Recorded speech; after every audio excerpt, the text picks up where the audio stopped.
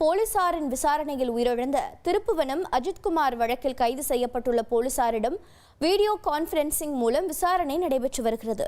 இது பற்றிய கூடுதல் தகவலை செய்தியாளர் இளையராஜா வழங்கிட கேட்கலாம். இளையராஜா, வணக்கம். யார் தலைமையில் தற்போது விசாரணையானது நடைபெற்று வருகிறது? எவ்வளவு நேரமாக விசாரணை நடைபெற்று வருகிறது? மேலும் விவரங்கள் என்னென்ன? கண்டிப்பாக அதாவது அஜித்குமார் கொலை வழக்குல இந்த 6 காவலர்கள் மீது துறை ரீதியா நடவடிக்கை எடுக்கப்பட்டு 5 காவலர்களை குற்ற வழக்குல 15 நாட்கள் நீதிமன்ற காவல மதுரை மத்திய சிறையில அடைக்கப்பட்டாங்க. அது யாருன்னு பாத்தீங்கன்னா கண்ணன், பிரபு, ஆனந்த், சங்கரமணிகண்டன் மற்றும் ராஜா. அவங்களுக்கு கடந்த 1ஆம் தேதி நீதிபதி வெங்கடேஷ் பிரசாத் நீதிமன்ற காவல் கொடுத்தாரு.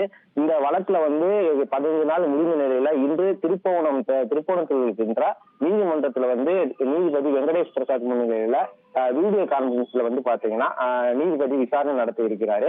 இந்த விசாரணை முடிவுல தான் மறுபடியும் அவங்களுக்கு நீதிமன்ற காவல் நீட்டிக்கப்படுமா அல்லது வேற ஏதும் தகவல் புதிதாக இல்ல தெரிய வருமா என்று தெரிய வரும். தொடர்ந்து நீதிபதி இன்று வீடியோ